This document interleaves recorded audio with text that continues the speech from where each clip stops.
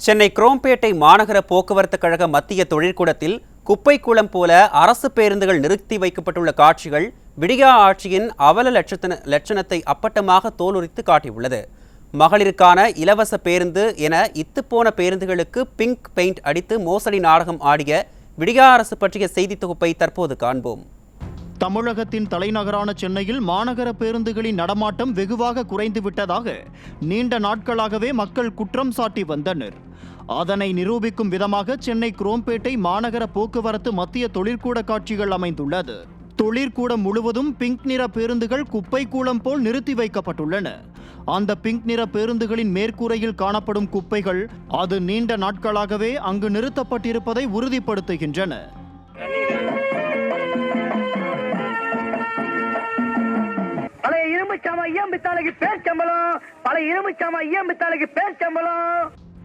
அப்படியென்றால் குப்பை கூள பேருந்துக்கு பிங்க் நிறம் பூச வேண்டிய அவசியம் என்ன என மக்கள் கேள்வி எழுப்பி உள்ளனர்.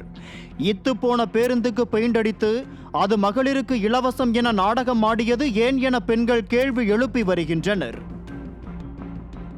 அங்கு ஈயம் பித்தளைக்கு பேரீச்சம்பழம் வாங்கும் நிலையில் காணப்படும் 500க்கும் மேற்பட்ட பேருந்துகளில் பெரும்பாலானவற்றில் டயர்கள் காணாமல் போயுள்ளது. விடியா அரசின் அடுத்த அவலட்சணத்தை தோலுரித்து காட்டியுள்ளது. தலைநகர் சென்னையிலேயே ஏராளமான பேருந்துகள் காயலாங்கடை பேருந்துகள் பொருட்காட்சி போல உள்ள நிலையில் தமிழகம் முழுவதும் எத்தனை காயலாங்கடை பேருந்துகள் பணிமனைகளில் காற்று வாங்குகின்றன என பொதுமக்கள் கேள்வி எழுப்பி வருகின்றனர்.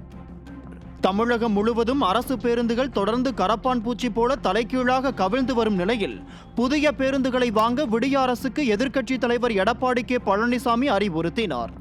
ஆனால் புதிய பேருந்துகளை வாங்கும் நடவடிக்கை எடுக்காமல் அவரது அறிவுறுத்தலுக்கு எதிராக அறிக்கை விட்டு காதில் பூ சுற்றி உள்ளார் அமைச்சர் சிவசங்கர். அதில் 2006 முதல் 2011 வரையிலான 5 ஆண்டு கால திமுக ஆட்சி காலத்தில் 15,005 பேருந்துகள் வாங்கியதாக பீற்றிக் கொண்டுள்ளார் அமைச்சர் சிவசங்கர். அப்படியே அந்த 15,005 பேருந்துகளில் எத்தனை பேருந்துகள் செயல்பாட்டில் உள்ளன என அமைச்சர் சிவசங்கர் வெள்ளை அறிக்கை வெளியிடுவாரா என மக்கள் கேள்வி எழுப்பி உள்ளனர். அதே அறிக்கையில் அதிமுக ஆட்சி பொறுப்பில் இருந்த 10 ஆண்டு காலத்தில் 14,489 பேருந்துகள் வாங்கப்பட்டுள்ளதையும் அமைச்சர் சிவசங்கர் சுட்டிக்காட்டியுள்ளார். இதன் மூலம் அதிமுக அரசு பேருந்துகளை முறையாக பராமரித்து வந்ததாலேயே புதிய பேருந்துகள் வாங்கும் நிலை ஏற்படவில்லை என்பது ஊர்ஜிதமாகின்றது. அதிமுக ஆட்சி காலத்தில் சென்னை மாநகரிலும் இதர நகரங்களிலும் பேருந்து பற்றாக்குறையே இல்லை என்ற அளவுக்கு பேருந்துகள் இயக்கப்பட்ட நிலையில் திமுக அரசு ஆட்சி பொறுப்பேற்றது முதல் பேருந்துகளை முறையாக பராமரிக்காமல் ஓரங்கட்டுவதிலேயே குறியாக இருந்துள்ளனர். இதைத்தான் குரோம்பேட்டை மாநகர பேருந்து மத்திய தொழிற்கூட காட்சிகள் அம்பலப்படுத்துகின்றன. எனவே வெந்ததை தின்று வந்ததை பேசுவதை விடுத்து போக்குவரத்து துறை அமைச்சர் சிவசங்கர் சிரத்தையுடன் செயல்பட வேண்டும் என மக்கள் வலியுறுத்தி உள்ளனர்.